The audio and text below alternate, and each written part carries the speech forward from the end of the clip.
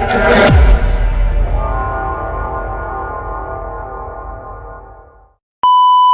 what's up guys, it is Offensive Seahawks fan back with another video, and today, since it's a day before the draft, we're going to do the 10 biggest draft steals since 2010. Number 10, we got David Bakhtiari from the Packers. He was the 109th pick in 2013, and he was in the 4th round. The Packers stole one of the league's best offensive linemen. His 2 Pro Bowl selections don't represent just how well he has played over the last 7 seasons. Bakhtiari started all 16 games at left tackle as a rookie.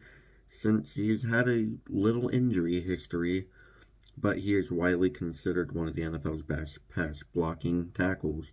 His best season came in 2018 when he was named a first-team All-Pro and ranked as the best pass blocking lineman, only giving up 25 total pressures. Number 9, we got Jason Kelce, the center from the Eagles. He was the 191st pick in 2011. Lack of size never proved to be a problem for Kelce. He was very impressive as a rookie in training camp and in the preseason that he earned a starting job and has never looked back. Since being drafted, he started 126 games for the Eagles, including in 2017 when he helped lead them to their first ever Super Bowl win. Kelce was named to 3 All-Pro teams 2017, 2018, and 2019, and he made the Pro Bowl in 3 seasons between 2014, 2016, and 2019. He's been one of the most reliable, dominant centers of the decade. Number 8, we got his brother, Travis Kelce, from the Chiefs. He was the 63rd pick in 2013. Kelce fell in the 2013 draft after failing a drug test in college, which led to a year-long suspension in 2010 while at Cincinnati. But in Andy Reid's first coaching year with the Chiefs, he took a chance on Kelce's elite receiving potential, and they have never looked back.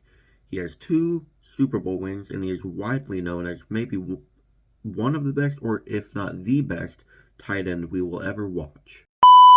Number 7, we got Bowman, the linebacker from the Niners in 2010. He was the 91st pick. For most of his career in college and in the NFL, Bowman was known as the other linebacker. At Penn State, he played next to standout Sean Lee, and with the 49ers, he was often overshadowed by All-Pro linebacker Patrick Willis. He went on to make 4 All-Pro teams and 3 Pro Bowls. While he dealt with injuries in the middle of his career, Bowman remained one of the league's most consistent linebackers whenever he was on the field, leading the league in tackles in 2015 and racking up double-digit stops 5 times in 6 full seasons. Number 6, we got Austin Eckler. He was undrafted in 2017. Eckler's big breakout came in 2019 when Gordon held out to start the season due to contract disputes, and even when he returned, Eckler's presence on the Chargers' offense was felt. He might have only rushed for 557 yards, but his 993 receiving yards made people sit up and notice. Since then, Gordon isn't on the Chargers anymore, and the Chargers' backfield now goes through Eckler, who had career highs in rushing with 915 yards and career high of rushing touchdowns 13 in 2022. He continues to be a dual threat in the passing game with 722 receiving yards and 5 receiving touchdowns in 2022 when like half the offense was injured. He has requested a trade though, and who knows if he'll actually get it granted. Number 5, we got Geno Atkins. The Bengals picked him in the 4th round, pick 120 in 2010. Atkins has racked up 171 quarterback hits along with 75.5 sacks since 2010. He's been selected to the Pro Bowl 8 times and made 2 All-Pro teams. Number 4, we got Tyreek Hill. He was the 165th pick in 2016 to the Chiefs. I don't like discussing sometimes if players have some legal issues, but he did fall to the 5th round after Oklahoma State kicked him off the team due to domestic violence charges. He served 3 years probation after pleading guilty. So, yeah. On the field, however, Hill has been one of the best picks over the last decade as he's made the Pro Bowl in every season he's been in the NFL. He had a career year in 2018, totaling 1,630 yards from scrimmage on just 109 touches. He dealt with a shoulder issue in 2019, but he still racked up 883 yards in 12 games and helped the Chiefs win the Super Bowl.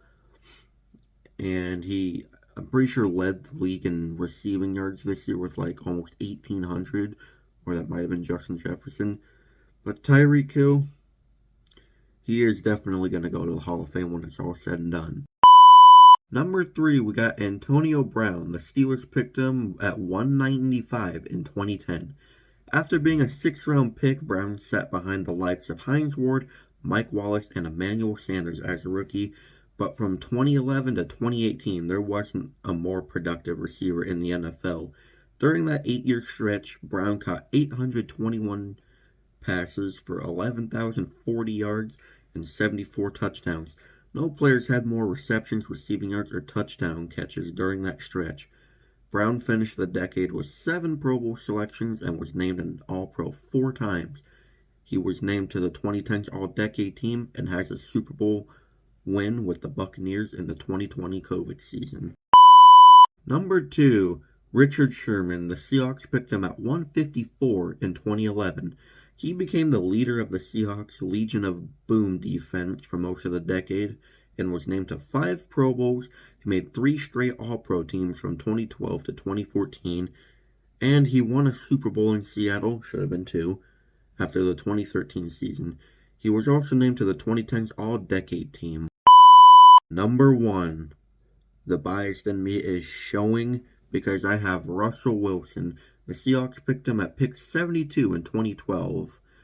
Despite putting up huge numbers at 2 colleges, NC State and Wisconsin, Wilson fell to the 3rd round literally because of a lack of height.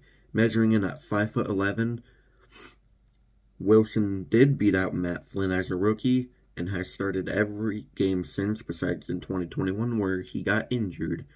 Not only has he won a Super Bowl, should have been 2, but the Seahawks have had a winning season every year since drafting him, besides obviously 2021.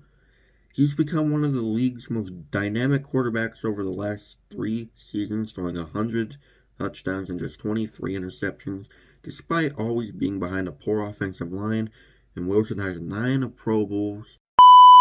Well, anyways, thank you guys so much for watching. If you enjoyed, please like, comment, and subscribe. If you agree or disagree with any of these, let me know. And I will see you in the next video. Go Hawks!